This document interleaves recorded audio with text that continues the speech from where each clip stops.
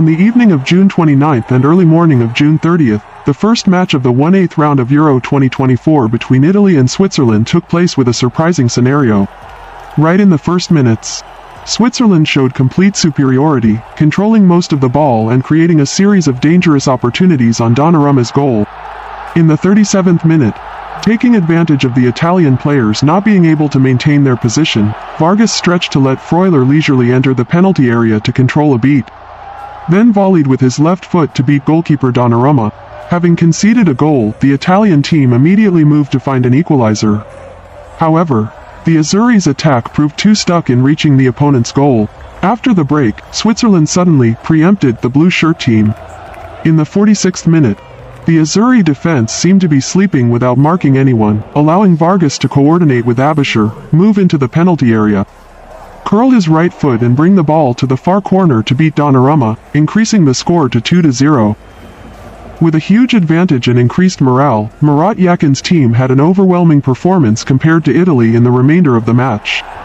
Despite the Euro 2020 defending champions' efforts in the final minutes of the match, Switzerland's defense still played very solidly and successfully preserved the score.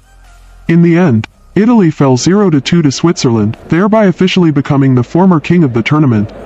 Meanwhile, this win helped Switzerland reach the quarter-finals to meet the winner of the match between England and Slovakia.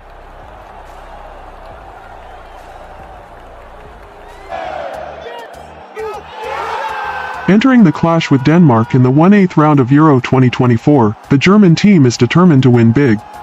Not only winning tickets to the quarter-finals but also creating good psychological momentum when only having to meet a weak opponent. Much more now, however. The first half took place quite unexpectedly, with Denmark deploying a very reasonable defensive counterattack. The lead soldiers were also the team that opened the scoring in this match. But VAR denied the goal because Højlund had scored in an offside position when scoring. The first half also had another notable development. Referee Michael Oliver stopped the match because the weather was not favorable. Heavy rain and lightning appeared at Signal Iduna Park. However, after more than 20 minutes of pause, the match returned. The second half was really cruel for Denmark. Joachim Andersen put the ball into the German team's net, but the referee later refused because the offside rule was extremely sensitive, that part being the toe of the shoe.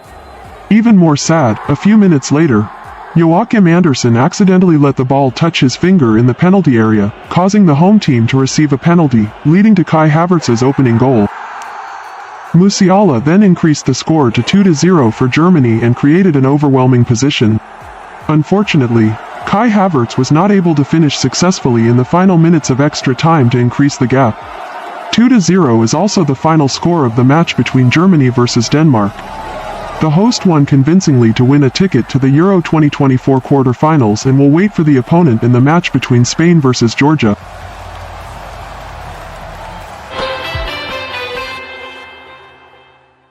Hello everyone, nice to meet you again with Marvel Heroes YouTube channel, broadcast every Sunday at 9 p.m. weekend. In today's video, it will be the character Ka-Zar everyone.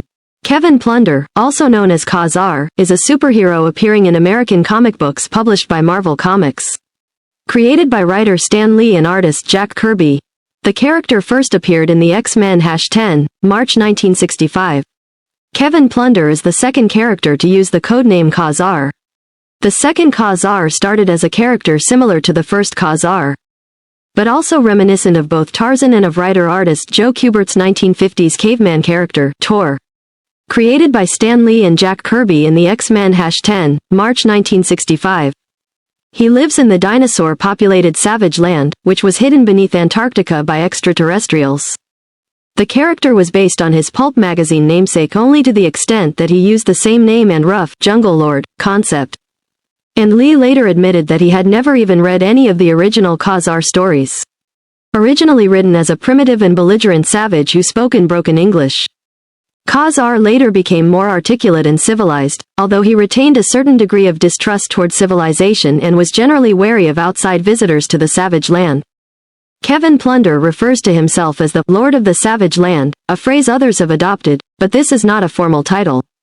Ka-Zar's first solo story was published in Marvel Super Heroes number 19, 1969, and the character had features in the black and white magazine Savage Tales and the color title Astonishing Tales.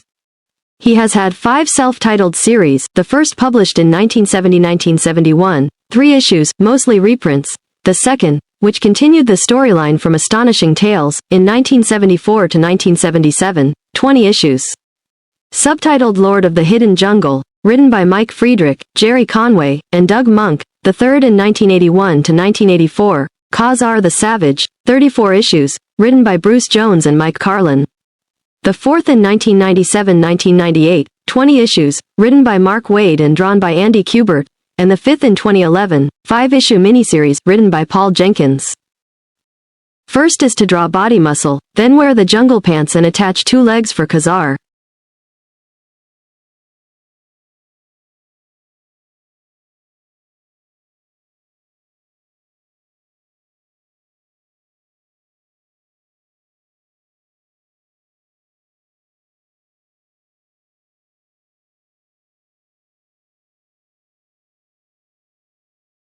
Next is to draw 2 arms for Ka-Zar.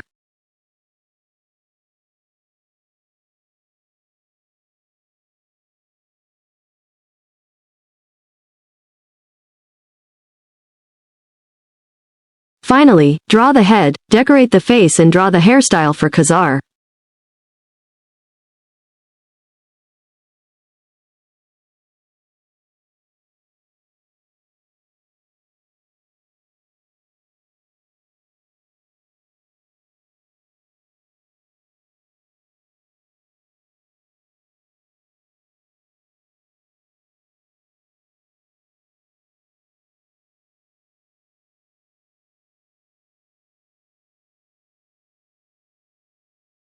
So the character Ka-Zar has been completed.